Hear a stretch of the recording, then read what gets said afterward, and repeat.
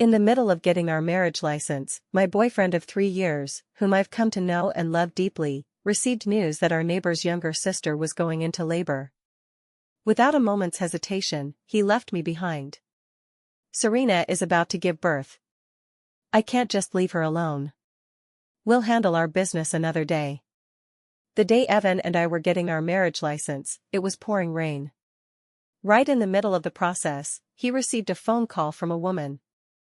"Evan, I'm in labor at the hospital, hurry over." The woman's desperate cry was heartbreaking and moved everyone who heard it. I looked up at Evan in confusion. "Evan, who is this?" His expression darkened as he explained, "She's my neighbor's sister." I was taken aback and was about to ask why the neighbor's sister giving birth required him to answer the phone, but he cut me off directly. "Serena is going into labor, I can't just leave her alone. Let's talk about us another day." I kept my mouth slightly open and didn't speak. My first reaction was to find it amusing. Although we had met through a blind date, we had been together for 3 years. During these 3 years, our personalities clicked, and we talked about everything on a daily basis. So, I never even knew I had such a neighborly little sister. But now, Evan actually wants to delay our marriage registration because of an unfamiliar neighbor giving birth? How absurd. Frowning, I tried my best to hold back my temper and softly asked. "Evan, wasn't the date for our marriage registration specially chosen by Auntie after consulting with someone? Wouldn't it be bad to miss it?" I thought hearing that would help him regain some reason. But he suddenly looked up at me, his eyes red, filled with blame and anger. "Phoebe, you're actually using my mother against me? Serena is my sister, and she's going into labor alone right now. How can I calmly register our marriage with you? I'm so disappointed in you." He said it with reckless abandon, his voice so loud that everyone in the Civil Affairs Bureau turned their heads to look. I clearly saw the contempt and disbelief instantly fill their gazes as they looked at me. One girl even whispered to her husband, "How unbelievable. Her younger sister is giving birth, and she drags him here to register their marriage. What a drama queen." And Evan couldn't care less about the awkward position he had put me in, he simply turned around and left. I stood frozen in place, unmoving. Evan, by nature, enjoyed quiet and tended to act and speak gently. This was the first time I had ever seen him lose his temper. But I didn't even say anything harsh, I just asked a couple of questions. Was that not allowed? I was trembling all over with anger. Pale-faced, I struggled to straighten my shoulders and back, ignoring the suspicious glances of strangers behind me, and took a taxi home. The rain was growing heavier, and the umbrella was in Evan's car, which he had taken to the hospital. I couldn't avoid getting a little wet on the way back by taxi. Standing by the window, I angrily vented to my family about everything that had just happened while drying my hair. But at home, neither my parents nor my brother are on my side. My father said earnestly on the phone, "Phoebe, after you marry Evan, you'll need to be more understanding toward him. He's handsome, has a good job, and is even-tempered. You're almost 30 now. If you keep being so willful, where will you ever find someone like him again?" I didn't bother arguing with him about the fact that I'm only 25. I just couldn't help but start to reflect, was it really my problem? I called Evan's mom again. She has always liked me and answered the phone quickly. Cheerfully, she asked if I was craving her boneless chicken feet. Half the gloom in my heart was instantly swept away. Back when Evan and I got together, a big part of the reason was actually because I liked his mom. The sweet old lady is a great cook and never puts on airs as a mother-in-law. Sometimes, spending time with her feels even more comfortable than with my own mom. I asked her a few things about Serena, and there was a noticeable pause in her tone over the phone, her voice noticeably cooling. After thinking for a moment, she explained to me that Serena was Evan's neighbor's sister, who grew up with him since childhood. After saying this, she added, "You saw Serena? Don't think too much about it. This girl has always gotten along well with Evan since they were little, but she's also quite impulsive, so it's natural if she didn't have the best sense of boundaries when interacting. Rest assured, your uncle and I aren't fond of her." I breathed a sigh of relief, feeling as if a heavy weight had been lifted from my chest. I suppose that makes sense. Evan is usually gentle and kind-hearted. He can't help but bring home stray dogs he sees on the street. It's normal for him to be concerned about his childhood friend giving birth. I reassured myself, sent a message to Evan to ask for the hospital address, and headed over. When I arrived, Serena had already given birth. She lay pale on the bed, looking extremely frail. I stood outside the hospital room, not entering immediately. Instead, I quietly listened as Evan spoke with the caregiver. "Auntie, Serena doesn't eat onions, ginger, or garlic, nor does she eat offal. Her taste leans toward light flavors, and she dislikes the fishy smell. The only fish she enjoys is steamed sea bass. Please make sure to remember that." As I listened, I grew somewhat lost in thought. Suddenly I remembered last week when we were eating hot pot together, and he put a piece of beef dipped in his sauce into my bowl for me to try. When he eats hot pot, he must add peanut butter to his dipping sauce. I could only helplessly change my bowl. "Evan, I'm allergic to peanuts, have you forgotten again?" This has happened so many times. No matter how many times I tell him I'm allergic to peanuts, he never remembers. I used to get angry at first, but after it happened so many times, I just couldn't muster up the anger anymore. I could only console myself by thinking it was typical of an engineer to be so insensitive. But now, I hear with my own ears how intimately he knows the dietary restrictions of other women. My heart couldn't help but tighten uncontrollably. However, before I could dwell on it any longer, he noticed me. The moment he saw me, Evan's eyes lit up. He stepped forward to take the umbrella from my hand, his voice filled with concern. "Phoebe, you're here. Did you get wet in the rain?" His attentive reaction instantly eased my suspicions. Evan has always loved me, a fact visible to the naked eye. I reassured myself, thinking it was only natural for them to understand each other, having grown up together since childhood. I shouldn't be so suspicious. For now, I dismissed all the negative thoughts and walked in with a smile. Serena truly lived up to her name, even in her weakened state. Her delicate, snowflake-like elegance was unforgettable at a glance. She greeted me from the bed and asked Evan to bring the baby for me to see. The baby was fast asleep, beautiful and well-behaved, and it melted my heart. I quickly took out the prepared red envelope and placed it into the baby's swaddling clothes. Evan scratched his head and smiled, praising. "Phoebe, you're so thoughtful. I didn't even think to give the baby a red envelope." I gave him a playful glare and was about to tease him. Serena smiled faintly. "What are you talking about, Evan? Do we need to be so formal between us?" I was taken aback. At first glance, her words sounded polite, but they left me feeling somewhat uncomfortable. I glanced at her discreetly. It seems what Evan's mother said was true, her emotional intelligence is indeed not very high. However, the rest of the conversation went fairly smoothly. Serena was in tears as she apologized to me. "Sorry, sis-in-law. If I had known you two were getting your marriage certificate today, I would never have made that call." With her teary, delicate appearance, my heart softened instantly.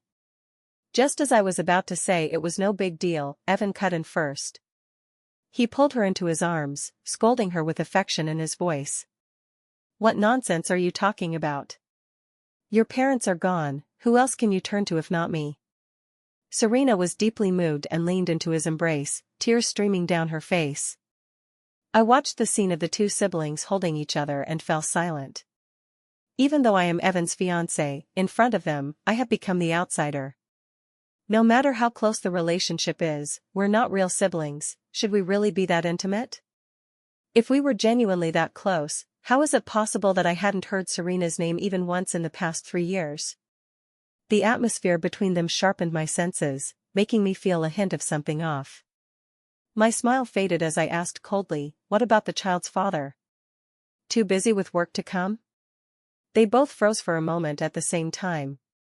Evan finally released Serena, his expression somewhat uneasy. Serena, on the other hand, lifted the corners of her brows and glanced at Evan with a hint of pride. Only then did she look at me and explain, "I am a single mother." I wanted to ask a couple more questions, but the caregiver aunt returned after finishing her lunch. She interrupted the strange atmosphere between us, yet with one sentence, she left me completely stunned. "Sir, why don't you and this young lady step out for now? I need to handle the lochia discharge for the lady." I stood rooted to the spot, the small bag in my hand suddenly feeling as heavy as 1,000 pounds, weighing me down with discomfort. "Mr. and Mrs., are you referring to Serena and my boyfriend Evan?" I stared blankly at the latter. He awkwardly grinned at me and pulled me outside. I suppose my expression must have looked absolutely terrible.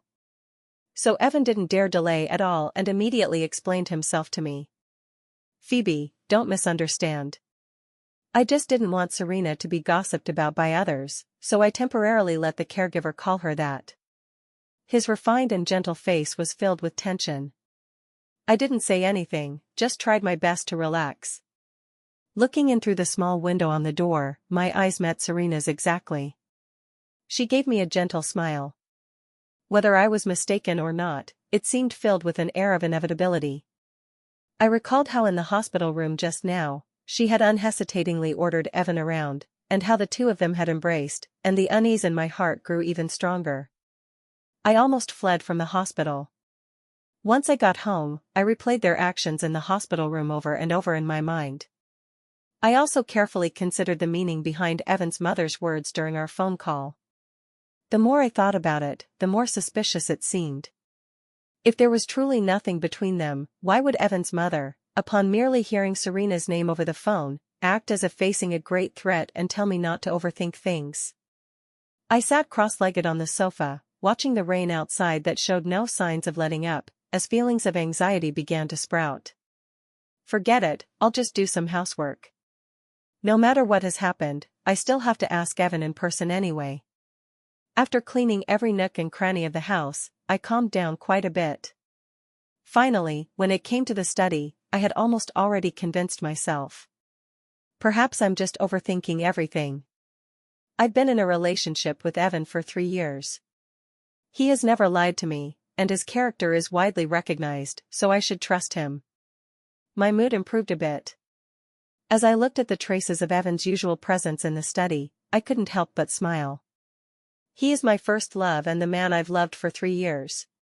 Perhaps it's because I love him too much that I'm constantly worried about losing him. I thought to myself, wiping away the thin layer of dust on the bookshelf with extra effort. Suddenly, a blue object flashed past the corner of my eye. Huh? Did something fall into the gap between the bookcases? With some difficulty, I pulled it out.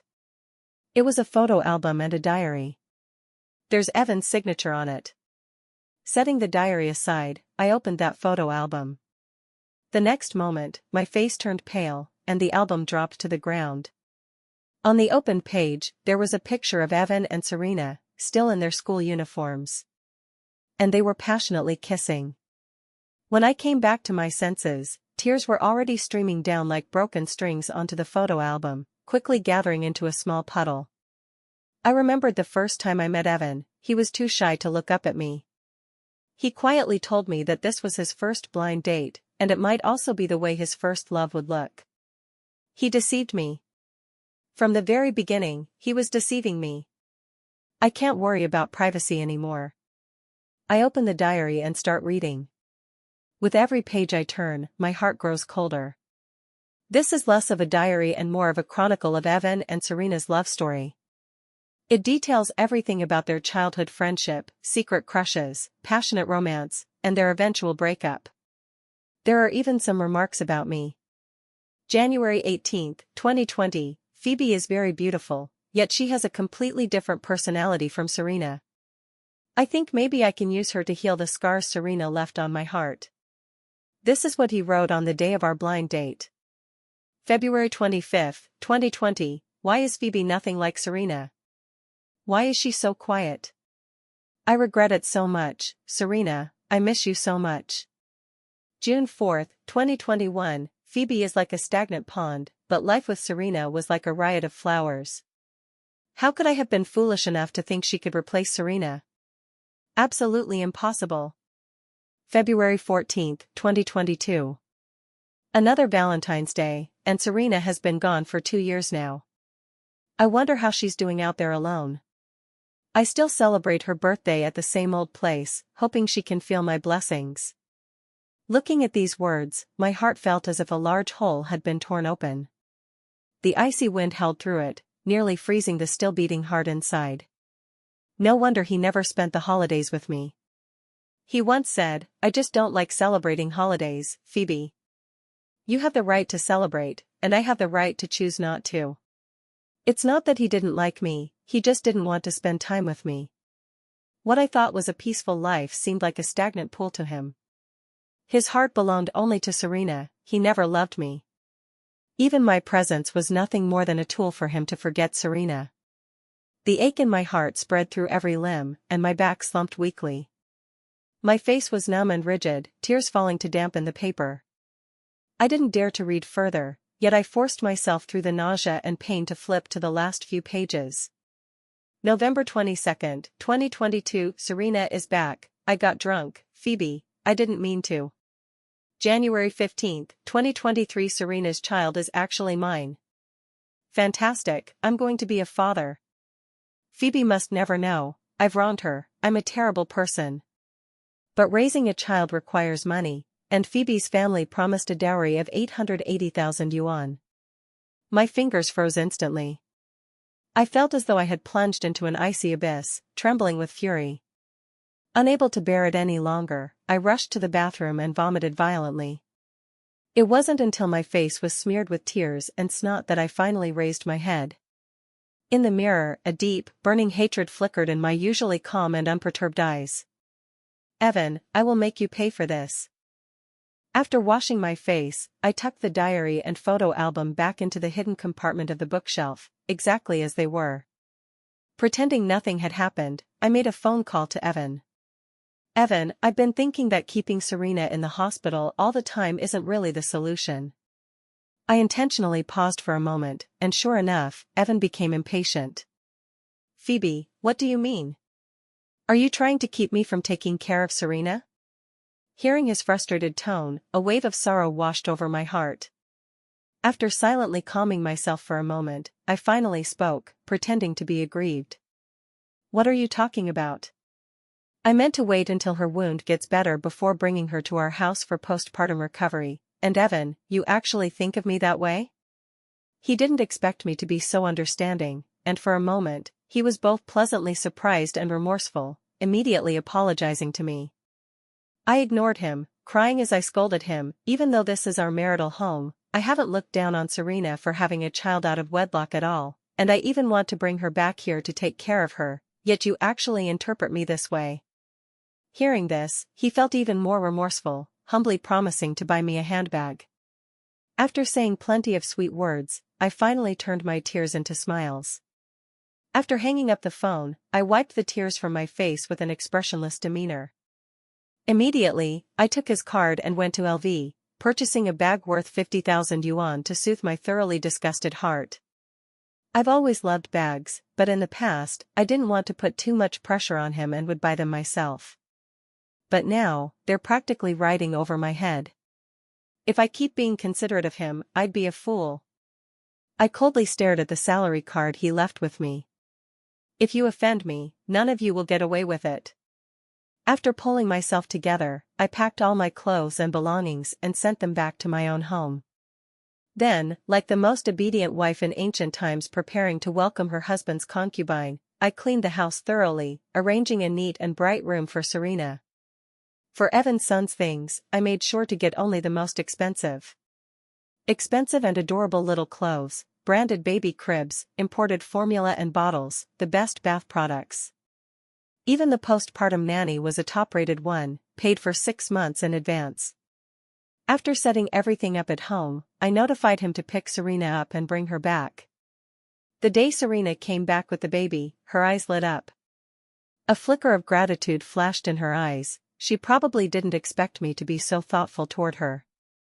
"Sister-in-law, how much did all this cost?" I smiled as I took the baby and handed them over to the nanny. "Just over 100,000 yuan.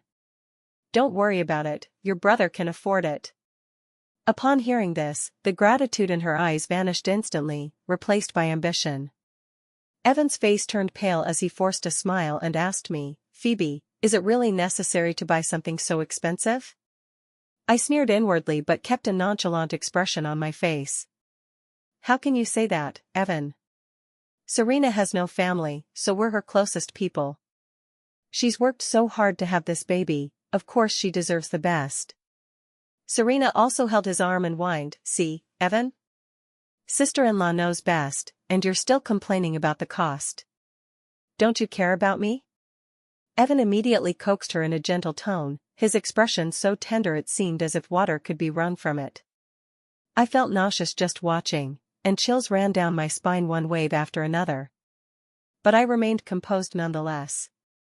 Only after watching Evan's reluctant performance did I finally speak up to reassure him, you can rest easy, there's still enough money here for a 6-month maternity nurse.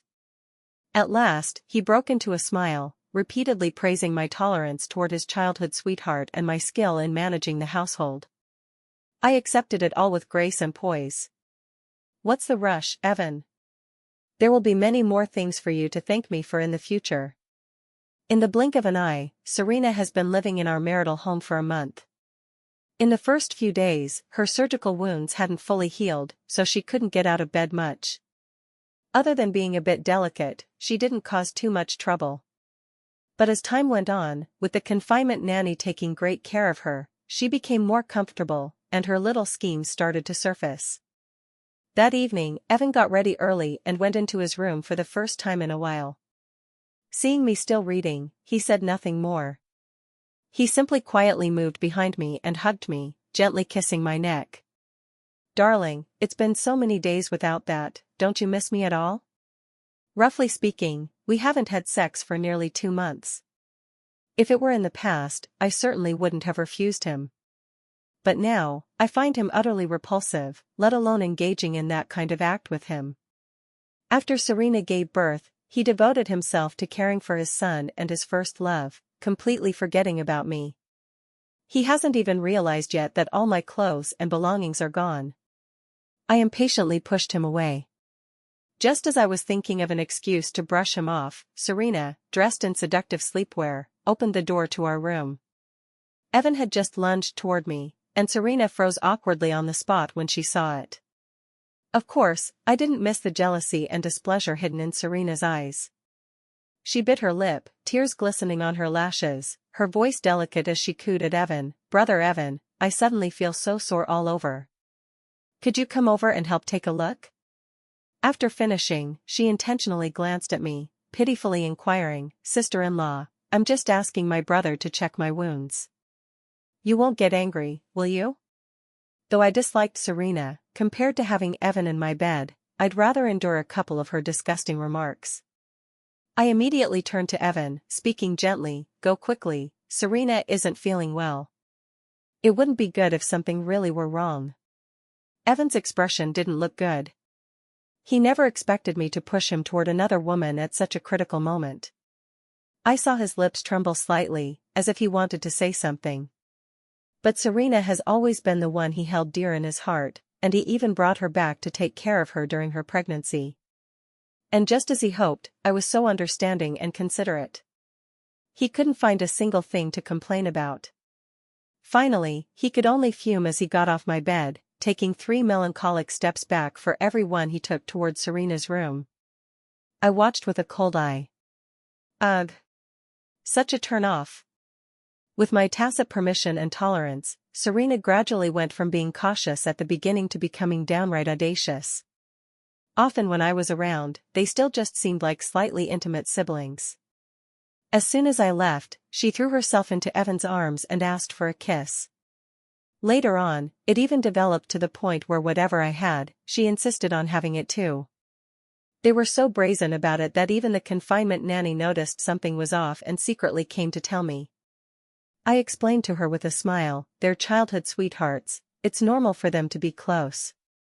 The nanny. I was calmly orchestrating everything, but Evan was the first to crack under the pressure. In just that short month or so, half the savings in his salary account had already vanished. He complained to me more than once, "Serena spends way too much. If this keeps up, she'll drain all the money I've saved to marry you." I sneered inwardly, but outwardly I coaxed and guided him, kindly comforting, "Don't worry, once my parents hand over the 880,000 dowry, these will all be small change." His eyes flickered slightly, overwhelmed with emotion. After that, he no longer dwelled on such trivial amounts and became even more generous with Serena. The confinement nanny's gaze grew more and more like she was looking at a fool. I calmly accept all kinds of gazes. I don't care. During this time I have tried my best to turn a blind eye. I see none of the signs, all their intimacy is merely the affection of siblings. But the hidden cameras I've installed around the house faithfully capture everything. I sneered. All of these would be the big gifts I planned to give them at the wedding. As the wedding day approached, Evan took me back to his home for dinner. His mother remained as enthusiastic as ever and casually asked why we hadn't posted anything on social media after getting our marriage certificate. Evan had strict upbringing at home, and he always feared his father, never daring to lie in front of his parents. He secretly glanced at me, hoping I would cover for him. That's how it used to be, I would cover for him when he couldn't answer a question. This is also why his mother thinks highly of me. After all, which mother-in-law wouldn't like a daughter-in-law who always supports her son? But this time I kept my eyes downcast, focusing on my food without saying a word. Seeing that he couldn't rely on me, he eventually muttered the truth after a long silence. However, he wasn't foolish enough to mention Serena, he only said he had something urgent to attend to that day. But Evan's parents were still quite upset. Having lived for so many years, they had probably guessed it had something to do with Serena. What could possibly be more important than a lifelong commitment? Do you know how much money the family spent to have an auspicious date calculated? How could you just let all that money go to waste? Evan was scolded by his father like a little boy, hanging his head without daring to talk back. I held my bowl of rice, watching the scene unfold, and only stepped in to help once I'd had my fill of the entertainment. "Uncle, let it go." Evan really had something going on that day. Evan's mother had been secretly observing me all along, and only when she saw me let up did she finally release him with a sigh of relief. But she repeatedly urged Evan to register the marriage before the wedding. He did not dare to disobey his parents, so he proposed to me on the way home. "Phoebe, how about we go get our marriage license tomorrow? It's just a few days before the wedding anyway." I sat in the passenger seat, my gaze drifting out the window as I replied half-heartedly. "We'll talk about it after the wedding is over." Serena's body has almost fully recovered. It must be said, she really is naturally suited for childbirth. In just 2 short months, her figure has nearly returned to what it was before pregnancy. To steal the spotlight from me, she specially spent a fortune to custom-make an elaborate white gown. Of course, the money was also Evan's. After receiving it, she pitifully asked me, "Sister-in-law, do you think this dress looks good?" I understood her intentions, but I said nothing, indulging her with a smile. "It looks great and suits you very well." On the day of the wedding, she actually attended my and Evan's wedding wearing that dress that rivaled a wedding gown. Standing on the stage, I nearly laughed out loud when I saw her ignoring the strange glances from others, sitting down gracefully with her head held high. Evan saw her too. He paid no heed to anything else, looking at me with a troubled heart. Only when he saw the smile still on my face, unchanged in the slightest, did he finally feel at ease. The officiant had already begun the ring exchange ceremony. "Bridegroom, do you take this beautiful lady before you to be your wife?" Evan said affectionately, "I do." "Then, bride, do you take this handsome man before you to be your husband?" I smiled and remained silent. I stayed silent until the people in the audience began to whisper, until Evan's face turned pale and cold sweat appeared on his forehead. Only then did I softly ask the question I had always wanted to ask. "Evan, do you love me?" He seemed to find a lifeline and immediately shouted, "I love you." I shook my head, my voice drifting as if from afar. "If you truly loved me, how could you do these things behind my back?" In the next second, the large screen no longer displayed the sweet wedding MV of him and me, but rather every dirty deed he had done with Serena at home. There were moments of him calling Serena's child son, scenes of him and Serena, half naked, rolling in bed, and the two of them brazenly going at it vigorously in the kitchen. There were videos, there were photos, there was the undeniable truth. The entire audience erupted in uproar. Many viewers instinctively covered their children's eyes, but they themselves stared wide-eyed, unable to look away. Many relatives on my side have already started spewing national treasures non-stop. Fortunately, I had already prepared my parents in advance, so although they are angry, they are not at the point of falling ill from rage. However, things weren't as easy on Evan's side.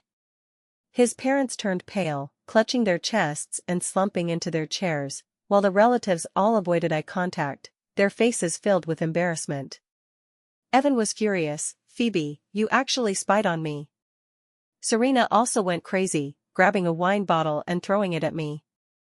"You bitch, you actually installed cameras at home. You're violating my privacy." I dodged it deftly. "What are you so anxious about? Didn't I blur you out? If you have the guts to do it, don't you have the guts to let people know?" Serena already regarded me as an enemy.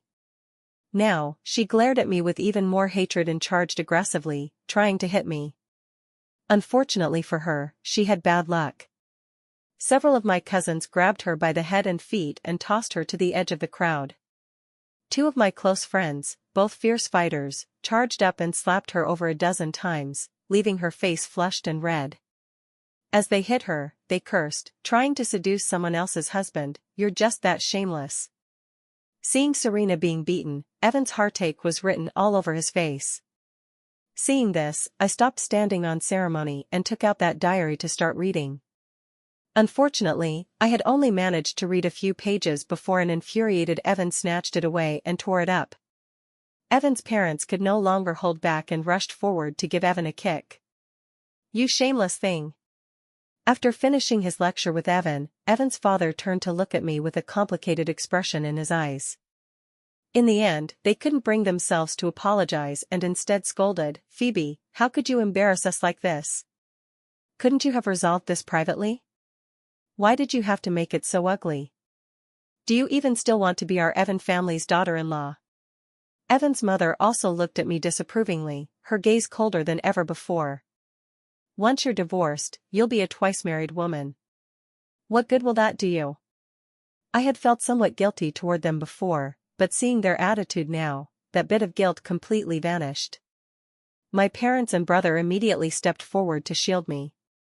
I no longer held back and said coldly, "Uncle and Aunt, before just now, I still felt guilty toward you. But you seem to have forgotten that you also played a part in helping Evan hide his relationship history with Serena. Not to mention, you already have a grandchild. Why do you think I would still be willing to become your daughter-in-law? By the way, thank you for your concern." Unfortunately, Evan and I never actually got our marriage registered, so naturally, I don't count as a divorcee. With that, I turned to look at Evan, removed the gold jewelry from my hands, and threw it at him. To show sincerity, my parents didn't ask for a single cent in betrothal gifts, and I'm returning the 3 gold pieces to you now.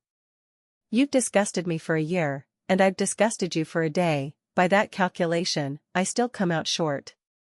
But I'm a magnanimous person and don't want to stoop to your level. From today onward, we go our separate ways and have nothing to do with each other." His gaze was filled with anger and a hint of panic. I ignored it completely and turned to walk off the stage. This is a farce, but it's spectacular enough. Everyone present is thoroughly enjoying the show. Ignoring their probing gazes, I walked toward Serena, who is still pinned to the ground. Her eyes, filled with hatred, stare at me like a ghost who died with a grievance.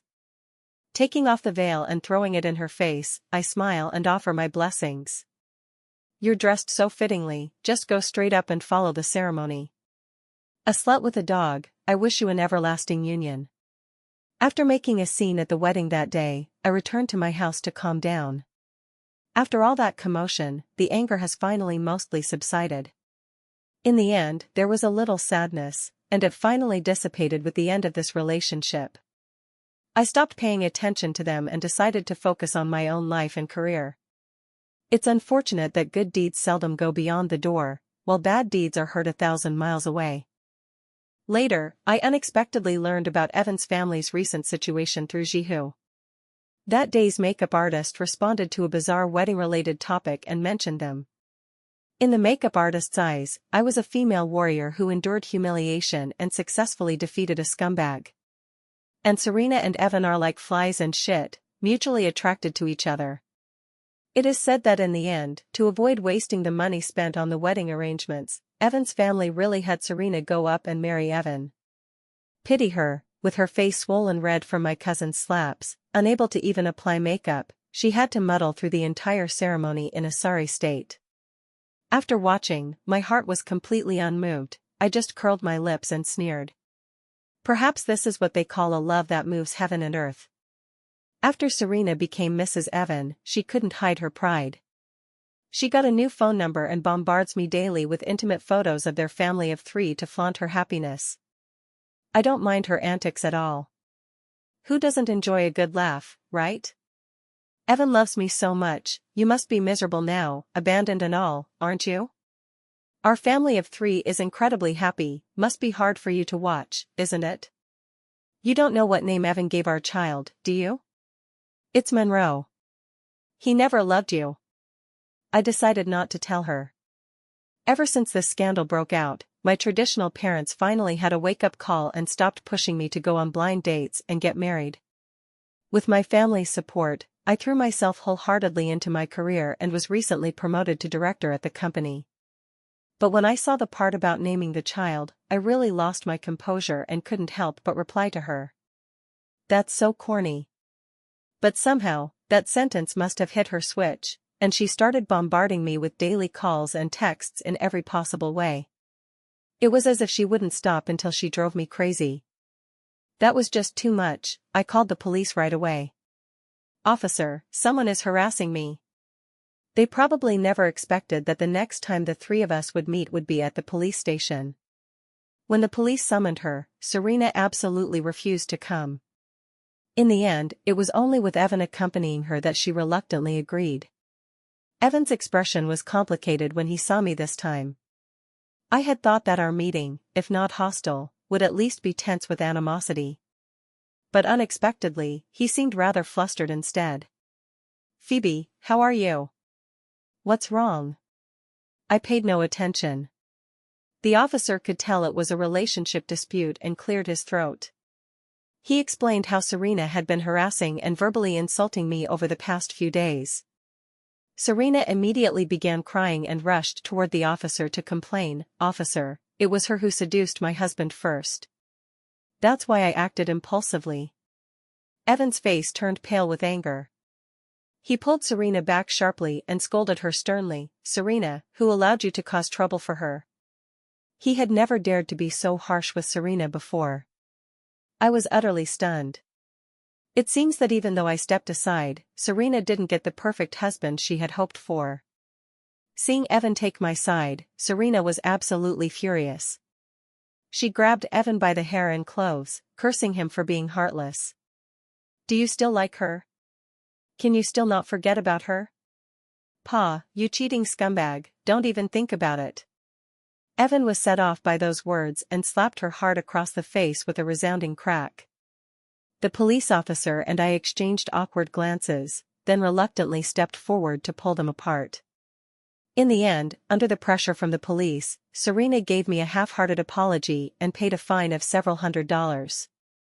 I looked at her rather abnormal mental state and was genuinely a bit worried she might suddenly pull out a knife and stab me, so after making peace, I quickly made my escape. But I didn't expect Evan to chase after me and run out too. He looked at me hesitantly and said, "Phoebe, I drove here. Do you want me to give you a ride?"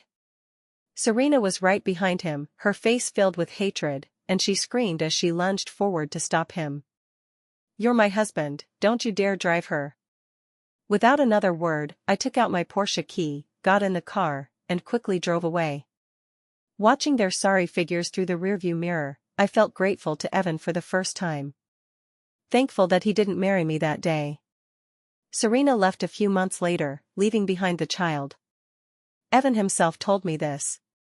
That day we happened to run into each other at the supermarket. I was dressed well and glowing, while he was wearing wrinkled clothes, unshaven, and trying to soothe the child. Initially, I just wanted to ignore him and leave, but before I could go, he stopped me. "Phoebe, can we talk?" He has his child with him, and I didn't want to make things too difficult for him. Coincidentally, the cafe where we met on our blind date was nearby, so I didn't refuse. Arriving at this place filled with memories, Evan's emotions visibly fluctuated. With tears in his eyes, he confessed to me, "Phoebe, I'm sorry. I know I was wrong." It wasn't until now that I realized how far off the mark I was back then. "Are you willing to give me another chance?" I looked at him as if watching a clown perform. "This isn't a garbage dump, you know. If that's all you have to say, I'm leaving now." The last glimmer of light in his eyes went out, and he let out a bitter, helpless smile. I really shouldn't have been deluding myself. After taking a sip of the bitter coffee, he began to tell me about the torment he had endured recently. "I used to think you were boring and dull, but now I realize just how precious that kind of stable life is. Serena ran away a month ago. That bitch, she spent so much of my money, and now that she sees I've lost my job and have no money left, she didn't even want the child, just walked out. Do you know what? She only took the valuables, not even a single photo of Monroe." I was truly blind. Saying this, he hurriedly turned to me to explain. "The name Monroe, she forced me to put it on the household register. I originally wanted to call him Nolan." I didn't say anything. No wonder Serena had such a big reaction earlier. But seriously, they're all so tacky. Evan looked at the sleeping child with pity. Following his gaze, the child was adorable.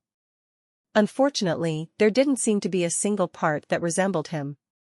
I've seen photos of him as a child, their resemblance is basically zero. Before leaving, I paid for both coffees. Evan looked embarrassed and quickly said, "You don't have to, I can pay." I kindly advised, "Save your money for a paternity test for the child." His face instantly turned pale. Evan's side story. The first time I met Phoebe, she was radiant and poised, with a graceful composure. She was completely different from Serena. I actually felt a bit of love at first sight with her. But at that time, Serena had only been gone for 6 months. I prided myself on being a romantic at heart. How could I dare to admit that I had already fallen for someone else? Later on, Phoebe and I got together. I kept giving myself psychological hints everywhere, telling myself I couldn't like her so easily. But Phoebe was just too good. Once I fell into this relationship, I couldn't let go. That lasted until Serena came back later. When she returned, I originally didn't have many thoughts about it. But we both got drunk that night. She was the dream of my youth, and I lost control for a moment. Later, I refused to see Serena again. But I never expected that, after just that one time, she would become pregnant with my child. And what I never imagined was that the timing of her delivery would coincidentally clash with my marriage registration with Phoebe. I often wondered afterward, what if I hadn't abandoned Phoebe to go to Serena and instead had chosen to register the marriage first? Would everything that followed have turned out differently? But there are no ifs. When Phoebe made everything public at the wedding, I was stunned. I never expected such a gentle person to tear apart the dignity of all of us so thoroughly. Frozen on the stage, I didn't know what to do, filled with anger, resentment, and fear all at once. Somehow, deep down, I knew that she and I would never have a future together again. Afterwards, everything felt like a dream. My parents actually agreed to let Serena and me go through with this absurd wedding ceremony. I went through the ceremony like a walking corpse, my mind filled with images of Phoebe's resolute figure just moments before. After marrying Serena, our lives together were far from happy. She was a natural hedonist, spending all my savings, yet she remained unsatisfied. I simply couldn't afford her expenses, let alone the cost of raising a child. My parents often subsidize our daily expenses. Yet my condition continues to worsen day by day. I couldn't help but start to miss Phoebe. If she were the one I married, we would definitely be living happily now. She was gentle and considerate, good at managing the household and loved cleanliness. Back when we were together, she always kept the home in perfect order. I finally realized my own despicableness. What cannot be obtained always stirs restlessness. I am never satisfied. I tried hard to suppress all my regrets and decided to live a good life with Serena. So I expressed my doubts about her extravagant spending to her. I think I've been humble enough, and we do have an emotional foundation, so she should definitely understand me. But I never expected her to blow up right away. Impossible. Phoebe said you have savings and assets worth several million. Now you're telling me you have no money. I don't believe it. I heard her name again. In that daze, it suddenly dawned on me that everything now is her punishment for me. I had no choice but to explain to Serena over and over again that the house was valuable, but I didn't have much savings left, and most of what I had saved had already been spent by her. Yet she refused to believe it, accusing me of not cherishing what I had once I got it, and being stingy, unlike a real man. Yes, I didn't cherish what I got. Her words hit my sore spot. My anger flared up, and I ended up having a full-blown argument with her. I can hardly remember what I said during the argument anymore. It was probably something along the lines of how she could never compare to Phoebe in every way. Every time I recall that moment late at night, I'm filled with regret. If I had known my words would push her to harass Phoebe, I would have bitten my tongue and stayed silent, no matter what. When I saw Phoebe at the police station, it took every ounce of my strength to stop myself from rushing over to her. She detested me to the core. But in the end, I couldn't hold back and ran after her. I offered to take her home, but she sped off in her brand-new luxury car as if avoiding a plague. Because of this, Serena got into another fight with me. Afterward, we barely managed to stay together for a few more months. All hell broke loose. She ruined my job, and because of her willfulness, both my parents fell ill and ended up in the hospital one after another. Even the child is growing up looking less and less like me. I've wanted to get to the bottom of it countless times, but I never had the courage. I thought, let it go, this life is just like this anyway. But who would have thought that Serena actually left on her own? Her departure sent my mother back to the hospital. In less than a year, her once jet black hair had turned half white. She held my hand, sighing deeply. What happened at the wedding has already spread far and wide. No decent girl would be willing to marry you now. Evan, you're still so young, what will you do in the future? Seeing her like this, my heart ached with overwhelming bitterness. To be honest, though Serena's departure brought me a different kind of pain, it also came as a relief. So that when I met Phoebe again, I mustered the courage to stop her. No matter what, I want to try once more. As I expected, Phoebe firmly rejected me. Yet even she noticed something unusual about this child. I cannot describe how I felt at that moment: shame, worry, embarrassment, or perhaps a mix of all. Later, I still decided to follow my heart and took the child's hair for a paternity test. Indeed, he was not my child. I sat in the lobby of the testing center, covering my face as I cried and laughed. Phoebe, I'm sorry. If only life could start over. Half a year later, I ran into Evan at the supermarket, and I thought I'd never see him again for the rest of my life. But fate loves to surprise me, or rather, loves to let me watch the drama unfold. A few months later, at the company's annual party, I met Sebastian, the newly appointed vice president of the group. He was 5 years older than me, had studied abroad, had an impressive resume, and was incredibly handsome with deep-set eyes and a cool, composed demeanor that was unexpectedly gentle toward me. We talked from work to life, gradually grew closer, and naturally ended up together. He knew every detail of my past, yet never asked about it. Then one night, holding me in his arms, he said, "If anyone dares to bully you in the future, I'll make them pay tenfold." Our relationship was kept low-key, but it progressed at lightning speed. The following spring, we held our wedding in the Maldives, simple yet luxurious, with only our closest family and friends in attendance. After wedding photos circulated within our circle, they quickly became trending topics on several finance and fashion platforms. Youngest 95's female director marries top-tier capital tycoon and divine couple at the peak of aesthetics. At the same time, the aftermath of Evan and Serena's story, like a control group arranged by fate, was relayed to me one piece at a time. Shortly after Serena fled, she was tracked down. She had taken the embezzled cash and jewelry and run to a small city in the south, planning to enjoy life all over again. Within less than 2 months, she had lost everything at the casino and was left drowning in high-interest loans. The creditor chased her to her rented apartment, and in a panic, she filed a false police report to buy time. In the end, she was found guilty of absconding with funds, fraud, and other charges, and was directly detained. Later, the verdict came down: 3 years in prison, complete loss of custody of the child, and confiscation and return of all the money she had taken. She completely broke down in prison, reportedly crying and shouting, "Save me, brother Evan," every day, but Evan couldn't be reached at all. He had already blocked all her numbers. Evan's situation was even worse.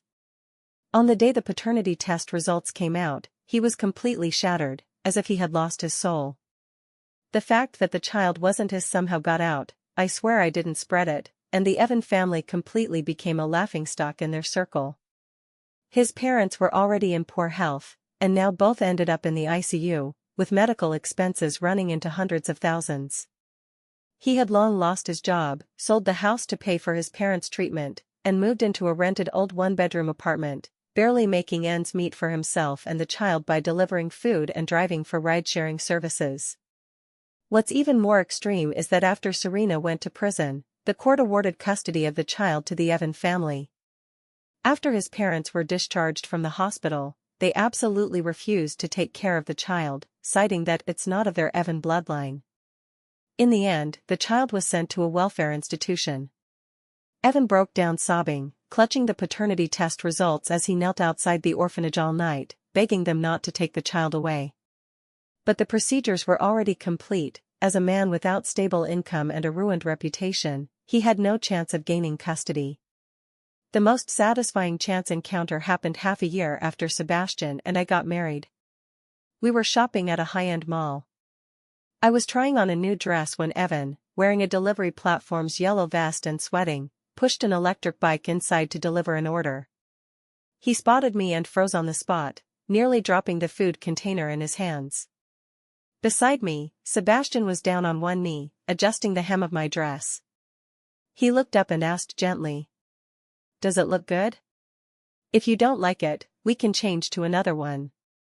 Evan's face turned from pale to red and then to green, his lips trembling as he finally managed to say, "Phoebe, have you been well?" I smiled and nodded, linking arms with Sebastian. "Yes, I've been doing quite well." He lowered his head, glancing at his grimy work uniform and the worn-out electric bike. His eyes instantly welled up with tears. He seemed to want to say something but swallowed the words back, ultimately slinking away while pushing his bike. Sebastian waited until he had gone further before quietly asking me, "Do you want me to help you vent?" I shook my head, stood on tiptoe, and gave him a kiss. "No need. He's already brought himself down into the dust." Later, the news I heard about Evan was that he had been detained for 15 days due to drunk driving. On the day he was released from prison, neither of his parents went to pick him up. I heard he sat alone at the entrance of the detention center, holding his head and crying, like a stray dog. As for me, life with Sebastian keeps getting sweeter.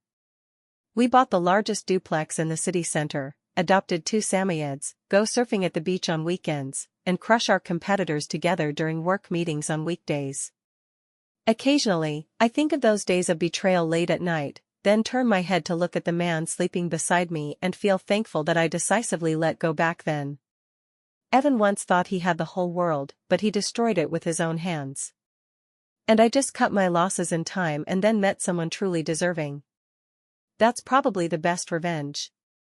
It's not about stomping the other person into the mud, but living your own life as the brightest light, making their eyes sting every time they look up.